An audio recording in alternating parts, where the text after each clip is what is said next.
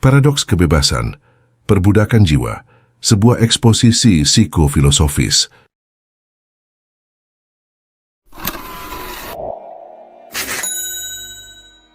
Perbudakan jiwa bukanlah sekadar metafora puitis.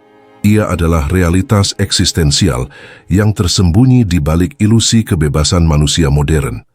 Jika perbudakan fisik melibatkan rantai dan kekuasaan eksternal, maka perbudakan jiwa adalah penaklukan yang jauh lebih dalam. Bisa dalam bentuk perampasan otoritas individu atas kesadarannya sendiri. Ini adalah kondisi ketika subjektivitas dikolonisasi oleh struktur eksternal seperti norma sosial, ideologi, trauma, teknologi, bahkan oleh bayang-bayang diri sendiri. Dari anatominya, perbudakan jiwa terjadi ketika pusat kendali eksistensi tidak lagi berada di tangan subjek, melainkan dikuasai oleh entitas lain, baik eksternal maupun internal dalam bentuk penaklukan kapasitas otonomi, refleksi, dan kehendak. Terjadi internalisasi kekuasaan, di mana kekuasaan bukan lagi cambuk dari luar, melainkan suara di dalam kepala yang berkata, "Jadilah seperti yang diharapkan." Dari perspektif neuropsikologi, terjadi ilusi pilihan. Perbudakan jiwa bersandar pada pemrograman bawah sadar, yakni pada bagian pola afektif dan kognitif yang dibentuk oleh pengalaman awal, dogma budaya, dan paparan stimulus repetitif, seperti misalnya algoritma digital. Pilihan-pilihan yang kita anggap bebas sebenarnya adalah hasil dari conditioning neurosinaptik. Apa yang kita inginkan seringkali bukan apa yang kita pilih, melainkan apa yang ditanamkan. Identitas sebagai penjara. Dalam psikologi eksistensial, identitas bukan selalu berbentuk keutuhan, melainkan bisa menjadi sel.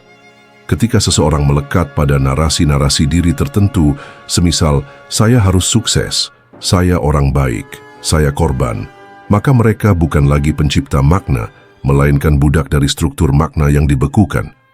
Carl Jung menyebut fenomena ini sebagai persona, yakni topeng yang menjadi wajah. Dari mekanisme psikodinamik perbudakan, terjadi represi dan ketundukan. Dalam teori Freud, jiwa manusia adalah arena konflik antara ide atau naluri, ego atau kesadaran, dan superego atau moralitas sosial. Ketika superego mendominasi secara absolut dan ego menjadi agen penindasan terhadap impuls ID, maka terjadi perbudakan internal seperti individu hidup dalam keterpaksaan moralistik yang membuatnya mati rasa terhadap dorongan kehidupan otentik. Terbentuknya traumatisasi dan pengulangan. Dalam kondisi trauma, jiwa terkondisikan untuk mengulang pola destruktif. Terjadi repetition compulsion, yakni sebuah dorongan bawah sadar untuk mengulang luka. Ini adalah bentuk perbudakan paling tragis, di mana korban menjadi algojo bagi dirinya sendiri. Muncul juga ilusi superioritas dan kebutuhan validasi.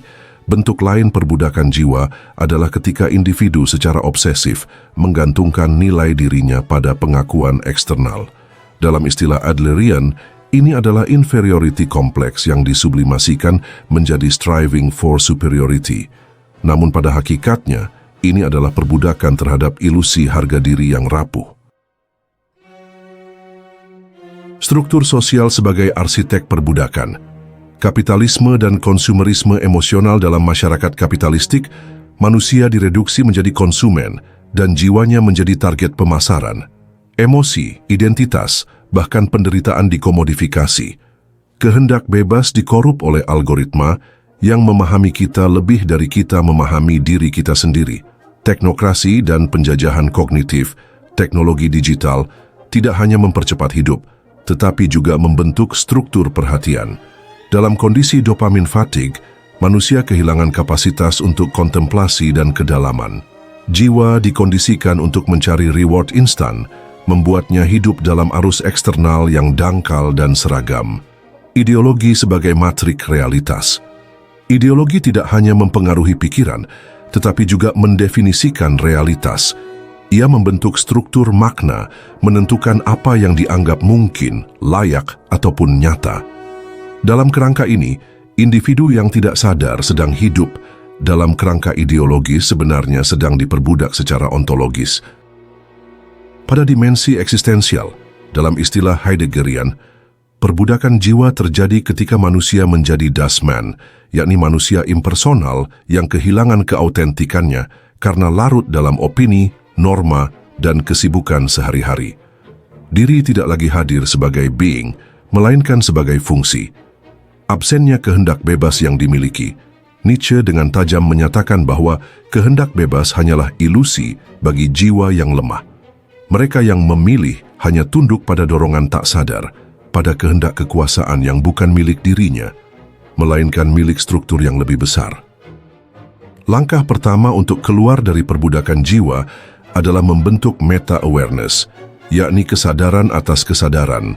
Melalui refleksi mendalam dan dekonstruksi internal, individu dapat mengidentifikasi narasi-narasi palsu yang mengekang dirinya.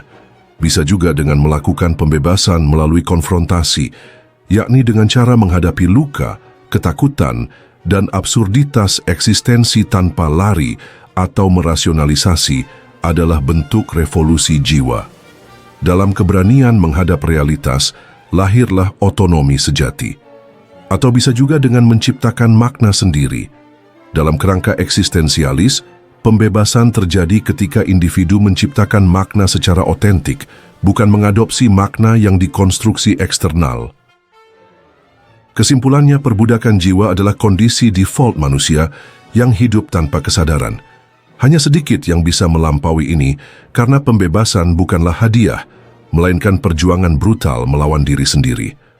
Untuk menjadi bebas, seseorang harus bersedia melepaskan kenyamanan ilusi dan menanggung beban eksistensi.